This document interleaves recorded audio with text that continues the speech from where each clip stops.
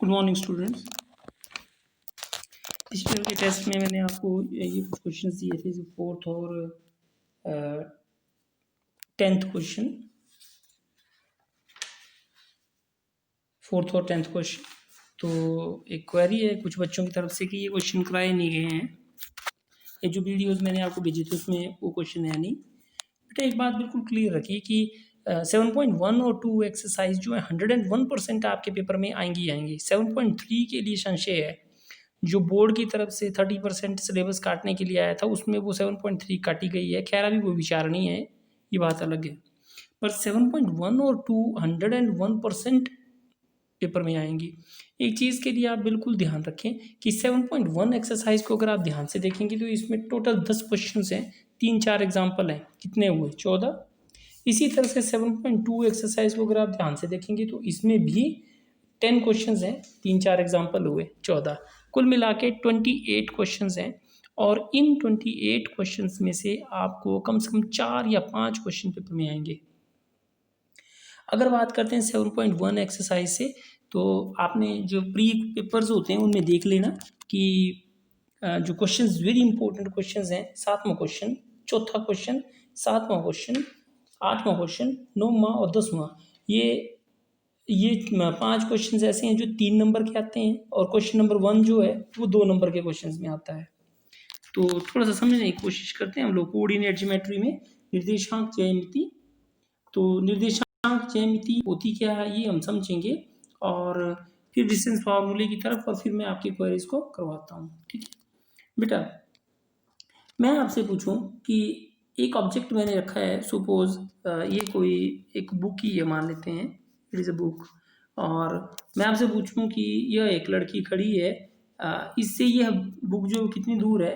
तो शायद आप यह एक बड़ा अच्छा तरीका सा आप लेंगे कि आप फीता लेंगे और इस लड़की के हाथ में पकड़ाएंगे और खुद यहाँ तक खींचते हुए चले जाएंगे, फिर फीते में देखेंगे कि पैमाइश क्या है। मान लेते हैं वो आ रही है 10 मीटर, तो आप बोलेंगे सर ये बुक इस लड़की से 10 मीटर की दूरी पर है। ठीक है, ठीक है ना। यह चीज़ अगर हम लोग एक, जैसे मैं भी वीडियो बना रहा हूँ तो फ़ोन पे या एक पेपर के ऊपर हम डायग्राम बनाएं तो उस पर इन चीज़ों के ऊपर करना आसान है। लेकिन जब बात करते हैं कि ये हमारा कुफरी स्कूल है और इससे मैं ऐसे बोलूं कि इससे हमारे किसी 10वीं क्लास के बच्चे का जो घर है वो 5 किलोमीटर दूर है। तो 5 किलोमीटर दूर है, तो ये मीनिंगलेस होगा बताना। ठीक है, कैसे? क्योंकि इस स्कूल से हमारे पास 5 किलोमीटर की दूरी मेरे ख्याल से हजारों दिशाओं में निकल रही है। मैं किस ओर जाऊं ताकि उस बच्चे के घर तक जाऊंगा, हर दूरियां 5 किलोमीटर होंगी। ये भी 5 किलोमीटर, ये भी 5 किलोमीटर, ये भी 5, ये भी 5, ये भी 5, ये भी 5, ये भी 5, ये भी 5। तो किस 5 किलोमीटर पे ये बताना जो है वो आवश्यक है। ठीक है, किसी वस्तु की स्थिति को निर्धारित करने के लिए हमें जो उसकी वास्तविक स्थिति को बताने के लिए बहुत सारी चीज़ों की आवश्यकता होती है।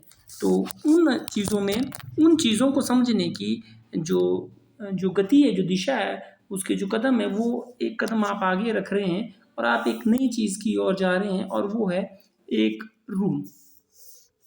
ठीक है, एक रूम में एक लंबाई होती है और एक चौड़ाई होती है ना, लेंथ एंड ब्रेड्थ। ठीक है, एक बच्चा यहाँ पर बैठा हुआ है और अगर मैं इस चीज़ को ले लूँ कि ये मूल बिंदु है, ओरिजिन है, लास्ट ईयर की 8th क्लास में ओरिजिन पढ़ाया था मैंने आपको। तो अगर आपसे पूछा जाए कि यह वस्तु जो है वो इससे कितनी दूर है, तो आप एक पैमाइश ये वाली लेंगे और दूसरी पैमाइश इसकी ये वाली लेंगे, या मैं ये कह सकता हूँ कि ये वस्तु यहाँ से और यहाँ से यह दूरी कितनी है, बोलने का मतलब ये वाली दूरी। ठीक, और ये दूरी कितनी है, बोलने का मतलब ये वाली दूरी। तो ये मान लेते हैं ये 5 किलोमीटर है, यह 2 किलोमीटर है, तो इसकी वास्तविक जो स्थिति होगी वो 5 किलोमीटर x अक्ष पर और 2 किलोमीटर y अक्ष पर ये होगा। ठीक है, तो यदि इसकी दूरी यहाँ से हमें ज्ञात करनी है तो ये वो दूरी होगी। तो आप देख रहे होंगे ये जो बन रहा है वो एक समकोण त्रिभुज है, और पाइथागोरस प्रमेय का पीछे जैसे टेस्ट भी हुआ था। तो 5 ये है, 5 ये नीचे वाली दूरी है, 2 ये है, तो इसको हम पाइथागोरस प्रमेय से निकाल सकते हैं। ठीक है, तो यहीं से हमारे पास जो होता है वो नई चीज़ आती है और उसका नाम है निर्देशांक ज्यामिति। जहाँ हम प्लेन की जब भी बात करते हैं, जिसमें समतल की जब भी हम बात करेंगे जिसमें हमारे पास एक्स अक्ष और वाई अक्ष होगा, तो आपके पास कोऑर्डिनेट ज्योमेट्री आती है। कोऑर्डिनेट ज्योमेट्री में निर्देशांक ज्यामिति में हर बिंदु जो होता है वो उसके दो अक्षों द्वारा निर्धारित किया जाता है, एक एक्स अक्ष और एक वाई अक्ष, x axis and y axis. X जो एक्सिस है उसको एब्सिसा बोलते हैं और वाई को बोलते हैं ऑर्डिनेट। एक्स को बोलते हैं भुज और वाई को बोलते हैं वाई कोटि। ये तरीका है इसका ना, तो इस चीज़ को आप ध्यान दें। अगर हमने डिस्टेंस निकालना है किसी ऑब्जेक्ट का, जैसे मान लो इसमें हमारे पास एक ऑब्जेक्ट है कोई रखा हुआ और इसकी दूरी निकालनी है, तो सीधी सी बात है, अगर ये वाली दूरी जो है, जैसे मान लेते हैं इसके कोऑर्डिनेट हैं x1 y1, ठीक है, और ये मूल बिंदु एक्स वाई हो या x1 y1 ये ले लिए, x2 y2 ये ले लिए, तो मुझसे पूछा जाए कि ये दूरी कितनी है, तो दिखती सी बात है कि मुझे यह और ये है ना, ये दूरी, ठीक, और ये वाली दूरी, ठीक है ना, तो इन दूरियों का हमें डिस्टेंस जो होगा वो निकालना पड़ेगा, तब हमारे पास जो है वो सही आंसर आ पाएगा। ज़्यादा डिटेल में ना जाता हुआ, क्योंकि शायद आपने उन वीडियोज़ में ये समझा हुआ है, मैं सीधे डिस्टेंस फार्मूला लिख रहा हूँ। और डिस्टेंस फार्मूला आप ध्यान रखें बिल्कुल, अंडर रूट आता है पाइथागोरस प्रमेय से, ठीक है ना, तो x2 minus x1 whole square plus y2 minus y1 whole square, ठीक है। वहाँ जो देखिए, अगर ये x दूरी हो ये y दूरी हो, तो नेचुरली आएगा x square plus y square, ठीक है। यही तरीका और कुछ नहीं है एक्चुअल में। इन बिंदुओं को, यदि ये x1 है ये x2 है, तो दूरी होगी x2 माइनस x1। इसी तरह से यदि ये y1 है ये y2 है, तो होगी y2 माइनस y1। ये लिया गया और कुछ नई चीज़ नहीं है। डिस्टेंस फॉर्मूले को आप ठीक ढंग से समझें, ठीक है। अब हम बात करते हैं इसमें, इस जो एक्सरसाइज है इसमें आने वाले कुछ बिंदुओं के ऊपर, जैसे what do you mean by x axis या एक्स अक्ष। इससे आप क्या समझते हैं, एक्स अक्ष में का मतलब क्या होता है ये समझते हैं हम लोग। ये देखिए ये हमारे पास एक्स, ये है एक्स अक्ष, ठीक है, ये 1 2 3 4 5। मैं बोलूँ कि एक्स अक्ष पर कोई बिंदु बैठा है, इसका मतलब जैसे यहाँ बैठा हुआ है, तो ध्यान देंगे आप कि एक्स तो 3 है, वाई का मान कितना है, वाई का मान 0, ठीक है। मैं बोलूँ यहाँ पे कोई बिंदु बैठा हुआ है, तो ये 2,0 होगा। 5 बैठा है तो ये 5,0 होगा। आप बिल्कुल सही ढंग से इस चीज़ को समझें कि एक्स अक्ष का मतलब होता है, ये क्वेश्चन बेहद इंपॉर्टेंट है, और ये 7वां क्वेश्चन जो है, ये एक्स अक्ष का मतलब होता है वो ऐसा बिंदु जिसके जो निर्देशांक हैं वो क्या हो, x, 0। अगर वाई निर्देशांक वाई अक्ष बोला होता तो 0, y होना था, ठीक है। तो इस चीज़ को ठीक ढंग से आप समझें ना। क्वेश्चन नंबर 4 पे आते हैं हम लोग। जो क्वेश्चन नंबर 4 है, क्वेश्चन नंबर 4 है, चेक वेदर दीज वर्टिसेस दी हुई हैं आपके पास, check whether are the vertices of an isosceles triangle. आपने देखिए चौथा क्वेश्चन देखिए ध्यान से, जांच कीजिए कि ये बिंदु एक समद्विबाहु त्रिभुज के शीर्ष हैं। दो चीजें समझना बड़ी जरूरी है इस चीज के लिए हमें, एक जरूरी है कि हम ये समझें कि आइसोसेलेस ट्राइंगल क्या होती है, और दूसरा हमें ये पता होना चाहिए कि एक त्रिभुज क्या होती है। तो त्रिभुज तो आप जानते हैं अच्छी तरह से, ये त्रिभुज होती है, ठीक है। तो इसके मैंने निर्देशांक दे दिए, सॉरी इसके जो बिंदु है वो दे दिए, नेमिंग कर दी इनकी मैंने। अब बिंदु देखिए, पहला है 5, -2, बी है 6, 4 और सी है 7, -2। अब आइसोसेलेस ट्राइंगल क्या होती है, आइसोसेलेस ट्राइंगल एक ऐसी ट्राइंगल होती है जिसकी दो भुजाओं की बराबर लंबाइयां हो, ठीक है। Triangle with 2 equal sides is called isosceles triangle. सम द्विबाहु, द्वि मतलब दो, बाहु भुजाएं, तो दो भुजाएं जिस त्रिभुज की हैं वो त्रिभुज क्या है, समद्विबाहु त्रिभुज। आपने कुछ नहीं करना है, आपने सिर्फ दूरी निकालनी है, जैसे AC, AB और BC। आपने ये दूरी निकालनी है और देखना है क्या ये बराबर है। यदि बराबर है तो ये कोई दो भुजाएं यदि बराबर हैं तो ये समद्विबाहु त्रिभुज है। यदि तीनों भुजाएं बराबर हैं तो ये समबाहु त्रिभुज है। यदि कोई भी भुजा बराबर नहीं है तो ये स्केलेन ट्राइंगल है, विषमबाहु त्रिभुज है। तो AC निकालते हैं पहले। AC दूरी निकालनी है हमने। तो AC दूरी के लिए हमें क्या क्या चाहिए, हमें चाहिए जो बिंदु A, ठीक। इन क्वेश्चंस को करने का तरीका, बिंदु A के निर्देशांक क्या हैं, इसके निर्देशांक हैं 5, -2। आप लिखेंगे, लिख के लिखना पड़ेगा, कोऑर्डिनेट्स ऑफ पॉइंट ए, ठीक है। अब लिखेंगे बिंदु ए के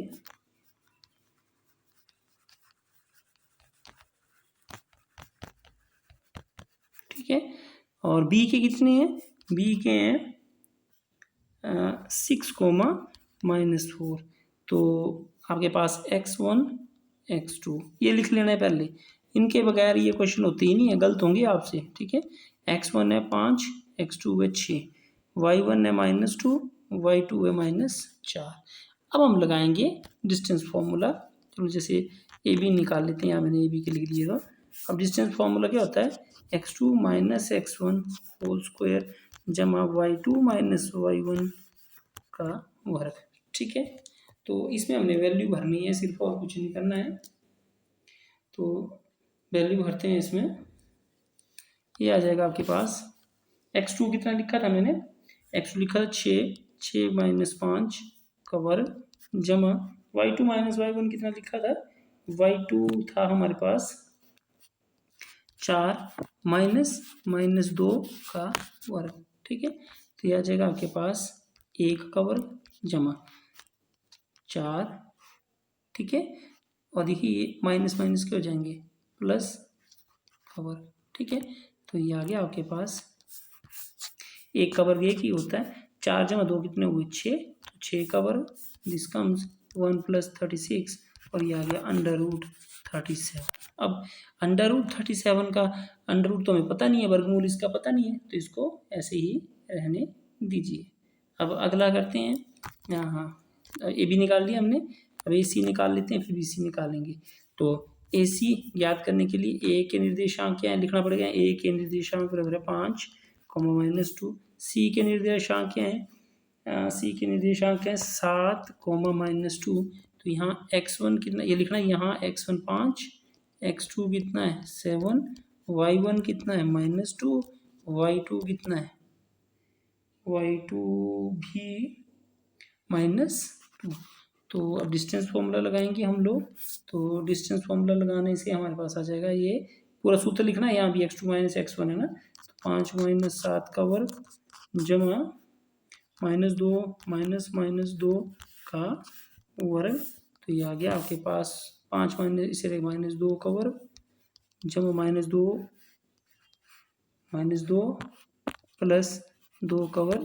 तो ये आ गया आपके पास -2 का वर्ग कितना हुआ 4, जमा हो जाएगा, और ये चीज़ तो होगी 0। तो √4 होते हैं 2। ए बी आ गया, ए सी आ गया 2। अब मैंने निकालना है बी सी। तो बी सी के लिए बी के निर्देशांक क्या हैं, बी के निर्देशांक 6, 4, और सी के निर्देशांक कितने हैं 7 - 2। तो सेम डिस्टेंस फॉर्मूला लगाऊंगा मैं यहाँ पे। तो ये 7 - 6 का स्क्वायर प्लस -2 - 4 का स्क्वायर। तो ये आ जाएगा आपके पास 7 - 6 1 स्क्वायर प्लस, ये देखिए 4 और -6 हो गए, इसका वर्ग है ना। तो ये आ जाएगा आपके पास √1 का वर्ग 1, 6 6 36, तो ये हो गया √37। तो क्या आया हमारे पास कि हमारे पास आया ए बी आया √37, बी सी आया √37, और ए सी आया 2। तो क्या 2 साइड्स इक्वल हैं, बिल्कुल हाँ, इसलिए यह एक आइसोसेलेस ट्रायंगल है, ठीक है। आई होप आपको ये क्वेश्चन समझ आया। तो हम चलते हैं क्वेश्चन नंबर 10 की ओर। Question number 10 very very important question बोला है, एक्स और वाई का वो संबंध ज्ञात कीजिए। आपने एक्स और वाई में वो रिलेशन ज्ञात करना है फॉर विच जो पॉइंट एक्स वाई है and the points are equidistance. X और वाई का वो रिलेशन निकालना है आपने जिसके लिए बिंदु दिए हुए बिंदुओं से क्या हो, समदूरस्थ हो। तो आप पी बिंदु मान लो, पी बिंदु मान लिया x, y, ठीक है। और दिए हुए बिंदु कोई दो ले लो। अब यहाँ थोड़ी सी कॉमन सेंस काम करती है। जैसे मान लेते हैं मैं इस बिंदु को क्यू ले लेता हूँ, तो ये क्यू कौन सा लेना है, देखिए इस तरफ जो होगा वो -3,4 होगा। ये थोड़ी सा यहाँ कॉमन सेंस है। अगर आप यहाँ 3,6 ले लेंगे तो वो एक मीनिंगलेस बात नजर आएगी। और ये आर मैंने ले लिया, 3,6। अब समदूरस्थ का मतलब है कि इसकी यह दूरी और यह दूरी क्या है, बराबर। ठीक है, इक्वी डिस्टेंस का मतलब है कि पी क्यू और पी आर क्या है, बराबर। तो आप लिखेंगे एस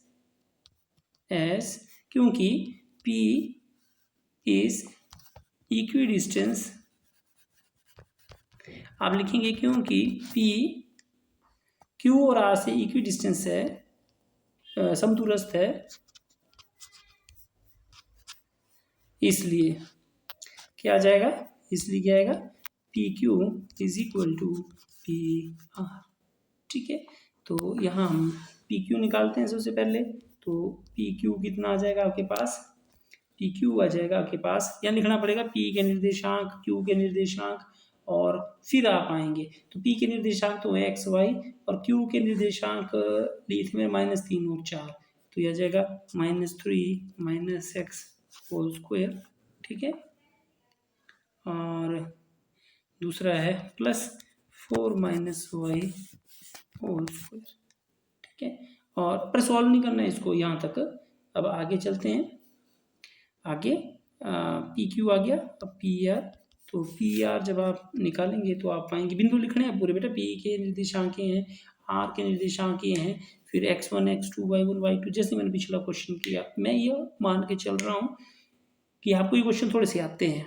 3 - x स्क्वायर, ठीक है, +6 - y स्क्वायर। ठीक है, अब बोला है क्योंकि पी क्यू जो है वो क्यू आर के बराबर है, तो इसका मतलब हो गया पी क्यू क्या था, -3 - x whole square +4 - y whole square is equal to under root तो जो वाला था 3 - x, ये सॉरी यहाँ पी आर लिखना आपने है ना, बिंदु P Q equal to P R है, 3 - x whole square +6 - y whole square. अब आप लिखेंगे दो और वर्ग करने पर, जब आप दोनों और वर्ग करेंगे तो आपके पास अंडर रूट हट जाएगा और आपके पास ही आएगा। अब आप लाइन लिखेंगे दोनों और वर्ग करने पर, तो -3 - x whole square +4 - y whole square equal to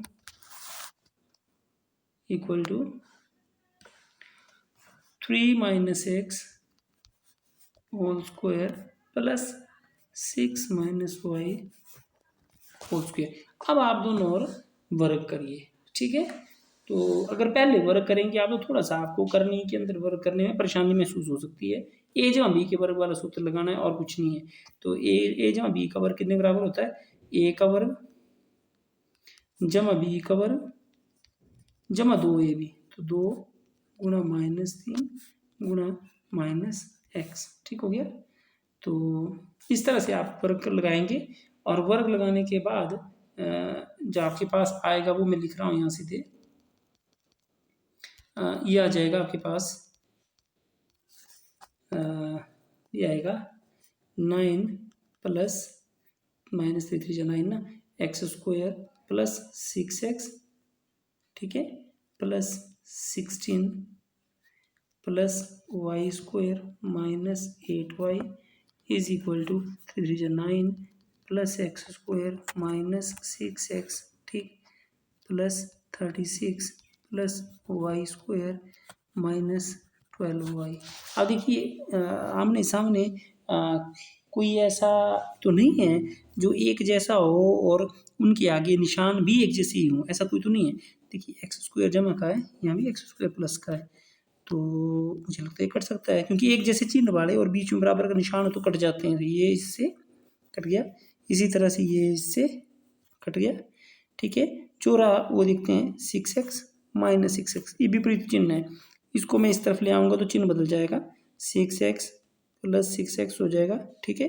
अब y के लिए देखते हैं, -8y और यहाँ है -12y, तो यहाँ आएगा तो ये हो जाएगा +12y, ठीक है। और ये है प्लस का 9 +9 और यहाँ ये भी है +16 और इसको इस तरफ ले आएंगे तो बस ये कट जाना था यहाँ ना, ये देखिए कट सकता है, इसको काट देते हैं, काय को रखना। तो ये प्लस का 9 है, ये भी प्लस का 9, तो ये दोनों भी कट गए और आपके पास रहा +16, ये इस तरफ आएगा तो माइनस का हो जाएगा -36 = 0। अब 6x + 6x होते हैं 12x + 4y और यहाँ -20 = 0। आप देखेंगे सारे के सारे 4 के टेबल में आ रहे हैं ये, तो इस चीज़ को मैं लिख सकता हूँ, 4 ले लिया मैंने कॉमन, 4 कॉमन ले लिया, अंदर आपके पास रह जाएगा 3x + y - 5 = 0।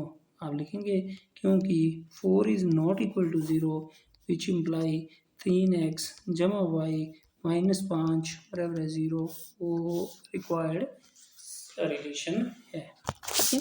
ओके, आज इन 2 क्वेश्चंस को कर लें बेटा, और एक्सरसाइज के सारे क्वेश्चन ठीक ढंग से समझ लें, मतलब समझ लो अपनी, आप कम से कम कोई 5 नंबर तो फिक्स कर लो, है ना, 5 नंबर फिक्स कर लो आप। देखिए पास होने के लिए आपको 28 मार्क्स चाहिए होते हैं और मिनिमम कम से कम आपका स्कोर जो होता है वो 23 24 क्रॉस होना ही चाहिए, ठीक है।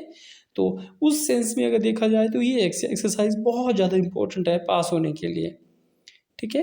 ओके।